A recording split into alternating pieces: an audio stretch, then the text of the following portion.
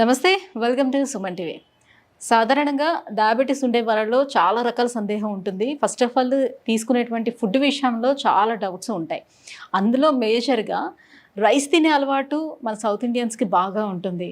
Rice అసలు తీసుకోకపోతే మనం అసలు ఫుడ్ తీసుకున్న ఆ ఫీలింగే కూడా ఉండదు. కాబట్టి మేము మెడిసిన్ వేసుకుంటున్నాం కదా, నేను రైస్ తీసుకుంటే ఏమైనా సమస్య ఉంటుందా, రైస్ ప్లేస్లో ఇంకేమైనా తీసుకోవచ్చా, ఇలాంటి డౌట్స్ చాలా ఉంటాయి కదా. ఇవన్నీ క్లారిఫై చేసేందుకు మనతో పాటు ఉన్నారు డాక్టర్ చేతన్ రాజు గారు, హోమియోపతి డాక్టర్. అలాగే హోమియోపతిలో ఎలాంటి మెడిసిన్స్ అవైలబుల్ ఉంటాయి అండ్ చిట్కాలు కూడా ఏమైనా ఉంటే తెలియజేయమని డాక్టర్ గారిని అడుగుదాం. Hello doctor. Hello madam.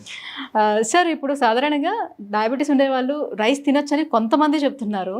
So కొంత మోతాదులో రైస్ వాళ్ళు తీసుకోవచ్చు, రైస్ ఇంటేక్ ఏం ప్రాబ్లం ఉండదని. ఆ రైస్లో కూడా బ్రౌన్ రైస్ తీసుకోండి, లేకపోతే ఇంకా బ్లాక్ రైస్ కూడా వచ్చింది, అది కూడా తీసుకోండి ఇంటేక్, ఇవన్నీ చెప్తున్నారు. కానీ మనకి మామూలుగానే వైట్ రైస్ బాగా అలవాటు అయిపోయి ఉంటుంది కదా. సో ఇలాంటి వాటిలో అసలు ఏం చేయాలంటారు? అది తీసుకుంటే ఏమైనా సమస్య ఉంటుందా? ఇప్పుడు అందరూ రైసే తింటారు కదా. అందరూ రైస్ తిన్నప్పుడు అందరికీ షుగర్ రావాలి, అవునా కదా? అయితే ఏంటంటే మన జీన్లోనే రైస్ ఉంది, మన సెల్స్ ఉన్నాయి కదా, మన కణాలు ఉన్నాయి కదా, అన్నీ దాంట్లోనే రైస్ ఉంది. ఇప్పుడు షుగర్ వ్యాధి వచ్చినాక మనం ఏం చేస్తాం? ఒకటి నోషన్ వెళ్ళిపోయింది అందరికీ, అరే రైస్ తినొద్దు, రైస్ తినొద్దు, రైస్ తినొద్దు అనేసి. అది రైస్ తినొద్దు అనుకొని మనం స్టార్ట్ చేస్తాం. ఎన్ని రోజులు తిన్నారు మీరు చెప్పండి? ఒక్కరోజు, మనకు బాగా అలవాటు అయిపోయింది ఫుడ్. ఒక్కరోజు, 2 రోజు, వారం రోజులు, దాని తర్వాత వీకెండ్ చీట్ డే అని పెట్టుకుంటాం. లంచ్లో ఫుల్ రైస్, అంటే 4 రోజులు 5 రోజులు తిన్నంత రైస్ తింటాం. చాలా మంది ఇట్లా చేస్తారు. మళ్ళా ఒకవేళ అట్లా చీట్ డే వారానికి ఒకసారి పెట్టుకున్నా, ఒకవేళ అది కూడా పెట్టుకోలేదు అనుకోండి, నెల రోజు మనిషి రైస్ లేకుండా ఉంటాడు.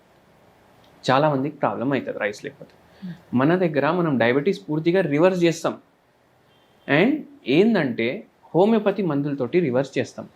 పేషెంట్ని తగ్గట్టు డైట్ కూడా చెప్తాం. ఓకే, అది కూడా ఇట్లా మన దగ్గర రాగానే మనం స్టార్ట్ చేయము, రేపటి నుంచి ఇబ్బంది ఇబ్బంది ఇబ్బంది ఇబ్బంది స్టార్ట్ చేయము అట్లా. అండ్ మన దగ్గర ట్రీట్మెంట్ కొందరిది 6 monthsలో వాళ్ళకి రివర్స్ అవుతుంది, కొందరికి 3 months అవుతుంది, కొందరికి 1 year అవుతుంది. అన్ని రోజులు వాళ్ళు రైస్ తినుకుంటా రివర్స్ చేసుకుంటారు షుగర్ తింటూనే. ఎందుకు తినొద్దు అంటారు అది నేను ఫస్ట్ ఎక్స్ప్లెయిన్ చేస్తాను. రైస్లో ఉండేది కార్బోహైడ్రేట్. మనము కార్బోహైడ్రేట్ ఎక్కువ తీసుకోవడం వల్ల ఏమవుతుంది, మనకు ఏదైతే ఇన్సులిన్ ఉంది కదా మన బాడీలో ఇన్సులిన్ రెసిస్టెన్స్ డెవలప్ అయిపోయింది. అంటే ఏంది, ఇన్సులిన్ ప్రొడ్యూస్ అవుతుంది కానీ బాడీ దాన్ని వాడుకోలేకపోతుంది. ఒకవేళ ఇన్సులిన్ని వాడుకుంటే మన బాడీలో ఏదైతే కార్బోహైడ్రేట్లు కానీ షుగర్లు కానీ పోతున్నాయి అవి మెటబోలైజ్ అవుతాయి, దాంతో ఎనర్జీ ప్రొడ్యూస్ అవుతుంది, మనకు షుగర్ వ్యాధి రాదు. షుగర్ వ్యాధి వచ్చింది అని మీరు షుగర్ పదార్థాలు బంద్ చేస్తున్నారు, ప్రాసెస్డ్వి బంద్ చేయండి. ప్రాసెస్డ్ అంటే ఏంది, ఇప్పుడు చక్కెర ఉంది, చక్కెర వైట్ కలర్ ఉంది, అది ప్రాసెస్డ్, అది బంద్ చేసేయండి. కానీ ఇప్పుడు రైస్ కూడా ప్రాసెస్ చేస్తారు, ఫుల్ ఓవర్ పాలిష్ చేస్తారు, డబల్ పాలిష్, ట్రిపుల్ పాలిష్, ఏమేమో పాలిష్లు చేస్తారు. అవి సింగిల్ పాలిష్ రైస్ కూడా వస్తాయి. సింగిల్ పాలిష్ రైస్ మీరు ప్రిఫర్ చేయొచ్చు. మళ్ళీ ఒకవేళ పాలిష్డ్ రైసే నాకు కావాలి అంటే అది కూడా తినొచ్చు, కానీ 3 పూటలు తినొద్దు, 2 పూటలు తినొద్దు. మీకు ఎందుకు తింటున్నారు? ఎందుకంటే మీ బాడీని మీరు సాటిస్ఫై చేయాలి. అవును రా, నీకేం కావాలి నేను అది ఇస్తున్నా, నువ్వు నాకు సహకరించు.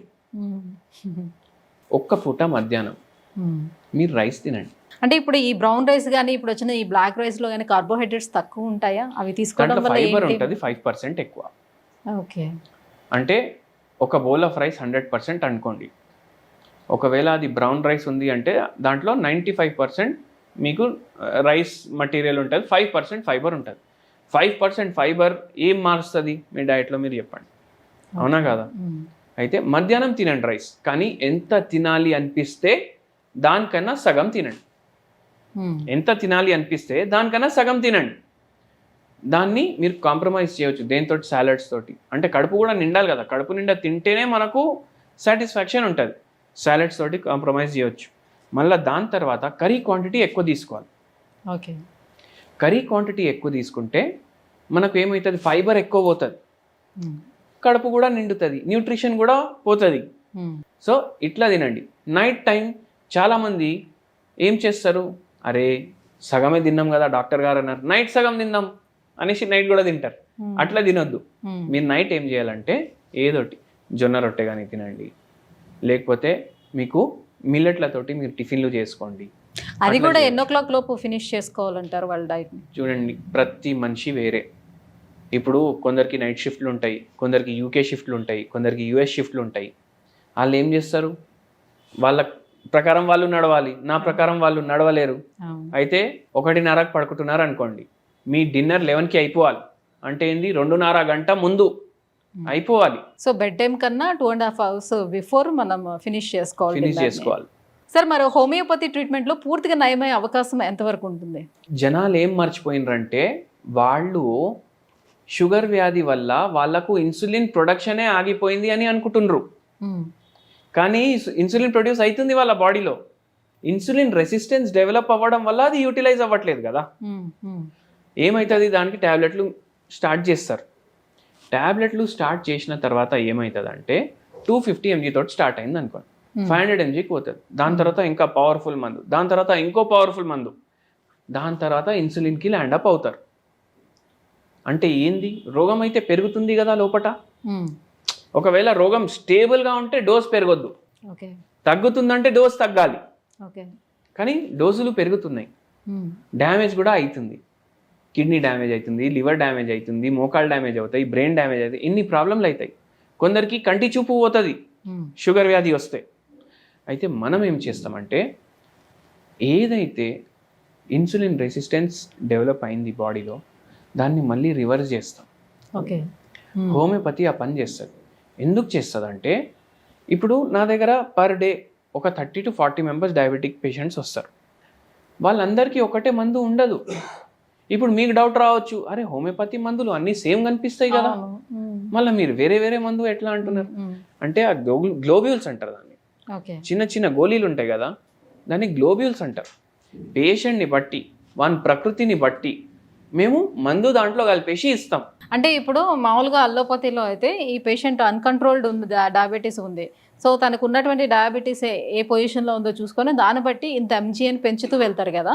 వేరేజ్ హోమియోపతికి వచ్చినప్పుడు ఏం చేస్తారు? సో అన్కంట్రోల్ డయాబెటీస్ని ఎలా కంట్రోల్లోకి తీసుకొస్తారు? దానికి తగ్గట్టుగా మందు ఎట్లా ఇస్తారు? అందులో కూడా క్వాంటిటీ అనేది ఉంటుందా? చెప్తాను మీకు. ఒక పేషెంట్ వచ్చారు, సిరం క్రియాటినిన్ 4 వెళ్ళిపోయింది. సిరం క్రియాటినిన్ 4 వెళ్ళిపోయి పేషెంట్కి డయాబెటిక్ నెఫ్రోపతి స్టార్ట్ అయింది. అంటే షుగర్ వ్యాధి వల్ల పేషెంట్ కిడ్నీలు పాడవడం స్టార్ట్ అయినాయి. మళ్ళా దాంతో షుగర్ వ్యాధి కూడా అన్కంట్రోల్డ్ ఉంది, పేషెంట్ ఏమో ఇన్సులిన్ పైన నడుస్తున్నారు. అండ్ అది ఉండి కూడా షుగర్ లెవెల్ ఏమో 300 వరకు రిపోర్ట్లలో వస్తుంది. అంటే ఏంది, డ్యామేజ్ అయ్యేది అయితేనే ఉంది బాడీలో. మళ్ళీ ఓన్లీ ఇన్సులిన్ మీదనే కాదు, ట్యాబ్లెట్లు కూడా మింగుతున్నారు. ఈ పేషెంట్ తోటి మనం డీటెయిల్గా మాట్లాడతాం. రోగం మనిషికి ఉంది, సో మనం ట్రీట్మెంట్ మనిషికి ఇస్తాం. మనిషికి ట్రీట్మెంట్ ఇచ్చినప్పుడు మనిషి లోపట ఉండే లోపాలు అన్నీ సెట్ అవ్వాలి. షుగర్ వ్యాధి సెట్ అవ్వాలి, కిడ్నీ ప్రాబ్లం సెట్ అవ్వాలి, దీంతో వచ్చే నరాల ప్రాబ్లం సెట్ అవ్వాలి, బీపీ కూడా ఉంది అంటే అది కూడా సెట్ అవ్వాలి. అన్ని పేషెంట్ గురించి డీటెయిల్లో రాసుకుంటాం. పేషెంట్కి ఏముంది ప్రాబ్లం అని అడుగుతాం. ఈ పేషెంట్కి ఏం ప్రాబ్లం ఉండే అంటే, డబ్బు ఉంది, నేను ఎంత అన్నా ఖర్చు పెడతా నేను మంచిగా అవ్వడానికి, నాకు అసలు ప్రాబ్లమే లేదు డబ్బుది. పిల్లలు మంచిగా సెటిల్డ్ ఉన్నారు, 3 ఉన్నారు, ఒకరు అమెరికాలో ఉన్నారు, 2 ఇక్కడ ఉన్నారు, వాళ్ళు కూడా మంచిగా సెటిల్డ్ ఉన్నారు, వాళ్ళతోటి కూడా నాకు ప్రాబ్లం లేదు. మళ్ళీ ప్రాబ్లం ఏముంది అంటే, కోవిడ్లో మా మిస్సెస్ చనిపోయారు అన్నారు. దాని తర్వాత నాకు ఒంటరితనం ఉంది, ఎవరితోటి మాట్లాడాలనిపించట్లేదు, ఒంటరిగా ఉంటున్నా రూమ్లో. లేస్తా, బయటికి పోతా, తింటా, మళ్ళీ వచ్చి రూమ్లో కూర్చుంటా, మా బిజినెస్ కూడా చూసుకుంటలేను. మన దగ్గర 2 years వాడేది మందులు. క్రియాటినిన్ ఏమో 1.8కి వచ్చేసింది. క్రియాటినిన్ 1.8కి వచ్చేసిన తర్వాత మెల్లమెల్లగా ఇన్సులిన్ మాన్పించేసి పేషెంట్కి ఇంగ్లీష్ మందులు మెల్లమెల్లగా బంద్ చేసినాం. 1 year 2 months ఏమో పడ్డది. దాని తర్వాత 6 months తర్వాత హోమియోపతి కూడా ఆపేసినాం. ఓకే. సో రాంగ్ అనే పేషెంట్ మనం హై డోస్ మందులు ఇవ్వడం అట్లా ఉండదు. హోమియోపతిలో డోసేజే వేరే. ఓకే. మేము పొటెన్సీ చెప్తాం, అంటే మేము ఎంత ఎక్కువ డైల్యూట్ చేస్తాం కదా అంత పవర్ పెరుగుతుంది మందులో. దానికి ఒక ప్రక్రియ ఉంటుంది ఎట్లా తయారు చేయాలి మందులు అనేసి. ఇంకా పేషెంట్ మైండ్ ఎట్లా ఉంది, ఇప్పుడు ఈ పేషెంట్కి ఒంటరితనం వచ్చింది ఎట్లా, వాళ్ళ మిసెస్ చనిపోయిన తర్వాత, సో అది కూడా మేము కన్సిడర్ చేస్తాం. డిప్రెషన్ కొంచెం ఓన్లీ డిప్రెషన్ రాసుకోము, డిప్రెషన్ కూడా రోగమే కదా, ఈ రోగం రావడానికి కారణం రాసుకుంటాం. ఓకే. వైఫ్ పోయిన తర్వాత ఇట్లా ప్రాబ్లమ్స్ అయితే, పేషెంట్ వైఫ్ పోయింది, బరువు ఎక్కువ ఉంది, షుగర్ వ్యాధి ఉంది, వానికి మందు వేరే ఉంటుంది. ఓకే. వైఫ్ పోయింది, బరువు నార్మల్ ఉంది, షుగర్ వ్యాధి మీడియం కంట్రోల్లో ఉంది, వానికి మందు వేరే. సో అంత డిఫరెన్షియేట్ చేసి మనం మందులు ఇస్తాం పేషెంట్కి. ఓకే. అట్లా చాలా మందికి తగ్గుతుంది. అండ్ దాంతోపాటు డైట్ కూడా చెప్తాము. ఇప్పుడు రాగానే రైస్ బంద్, చపాతీ బంద్, డైలీ 2 గంటలు నడువు, ఇవన్నీ చేయము. మెల్లమెల్లగా పేషెంట్ మందులకి ఎట్లా రెస్పాండ్ అవుతున్నారు దాన్ని బట్టి మేము డైట్ చెప్తాం. అంటే ఎట్లా ఒక 1 week అలా చూసుకొని, మీరు ఇచ్చిన మందులు బట్టి ఒక 1 week అలా చూసుకొని అబ్జర్వేషన్లో ఉంచి ఆ తర్వాత డైట్ ప్లాన్ చేస్తారా? ఫస్ట్ టైం వచ్చినప్పుడు అయితే డైట్ గురించి ఏం చెప్పము. 2 monthsకి మందులు ఇస్తాం. ఓకే. 2 monthsకి మందులు ఇచ్చినాక పేషెంట్కి ఏమైనా మార్పు ఉందా లేదా, అంటే డైట్లో ఎలాంటి మార్పు చేయకుండా మెడిసిన్ తీసుకుంటూ ఉంటే ఏమైనా తేడా కనిపిస్తుందా? ఇప్పుడు డైట్ నార్మల్ ఉంది అనుకోండి పేషెంట్ది, ఇంకా ఏం మార్పు చేస్తాం, అవునా కదా? సో డైట్ చక్కగా ఉంది అయినా పరేషాన్ అవుతుందంటే మనం ఏం చేస్తాం, ఫస్ట్ 2 నెలలకి మందులు ఇస్తాం. చాలా పేషెంట్లకు దాంట్లోనే రెస్పాన్స్ స్టార్ట్ అయిపోతుంది, అయితే అదే డైట్ కంటిన్యూ చేస్తూ మనం చేస్తాం. థ్యాంక్ యూ అండి, thank you so much. So sugar patients ఎవరైతే ఉన్నారో వాళ్ళు అసలు రైస్ తీసుకోవచ్చలేదో, ఒకవేళ తీసుకుంటే ఎలాంటి కండిషన్స్ అప్లై అవుతాయి, ఇవన్నీ కూడా తెలియజేసినందుకు thank you so much. Thank you.